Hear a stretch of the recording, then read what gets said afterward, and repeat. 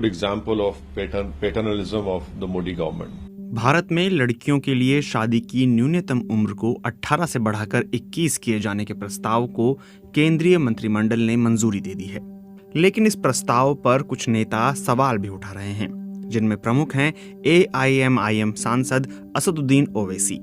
लोकसभा सांसद ओवैसी ने कहा है कि 18 साल की उम्र में महिला पुरुष व्यापार शुरू कर सकते हैं, समझौते पर हस्ताक्षर कर सकते हैं, प्रधानमंत्री चुन सकते हैं, लेकिन शादी नहीं कर सकते।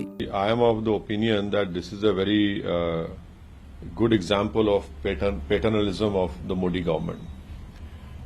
And the reason being that is that at the age of 18, an Indian citizen has the right to vote, and they have a right to choose who should be the Prime Minister, who should be a Member of Parliament or an MLA.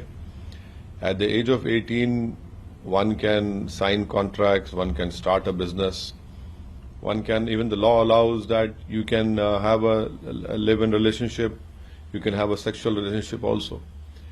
Now, I don't understand that increasing the age from 18 to 21. In fact, I'm of the opinion that even the 21 age limit for boys should be reduced to 18. दूसरी तरफ Indian union मुस्लिम league यानी IUML ने इस प्रस्ताव का विरोध करते हुए स्थगन प्रस्ताव का नोटिस दिया था। IUML ने कहा है कि यह मुस्लिम पर्सनल लॉ में अतिक्रमण है।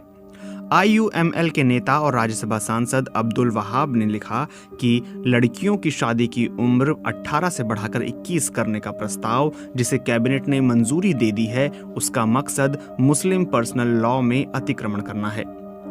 केरल के भी कई मुस्लिम संगठनों ने उम्र बढ़ाने का विरोध किया है। मुस्लिम लीग के नेता ET मोहम्मद बशीर ने लोकसभा में लड़कियों की शादी की उम्र बढ़ाने के खिलाफ स्थगन प्रस्ताव का नोटिस दिया था। उन्होंने कहा कि यह फैसला मुस्लिम पर्सनल लॉ के खिलाफ है और यूनियन सिविल कोड की तरफ सरकार ने एक और कदम बढ़ा दिया है। कांग्रेस ने केंद्रीय मंत्रिमंडल के इस फैसले पर अभी तक अपनी कोई राय जाहिर नहीं की है, लेकिन पार्टी प्रवक्ता शक्ति सिंह गोहिल ने इस पर कहा है कि यह मोदी सरकार की एक चाल है ताकि किसानों के मुद्दे और केंद्रीय मंत्री अजय मिश्रा टेनी को हटाने की विपक्ष की मांग से ध्यान हटाया जा सके। समाजवादी पार्टी के सांसद शफीकुर रहमान बर्क ने कहा है कि भारत एक गरीब देश है और हर कोई अपनी बेटियों की शादी जल्दी करना चाहता है। मैं संसद में इस कानून का समर्थन नहीं करूंगा। CPM नेता बृंदा करात ने सरकार के प्रस्ताव पर कहा है कि यह महिला सशक्तिकरण में मदद नहीं करेगा, बल्कि यह वयस्कों की व्यक्तिगत पसंद का अपराधीकरण करेगा। उन्होंने सलाह दी है कि मोदी सरकार को लैंगिक समानता सुनिश्चित करते हुए पुरुषों के विवाह की आयु 21 से घटाकर 18 कर लेनी चाहिए।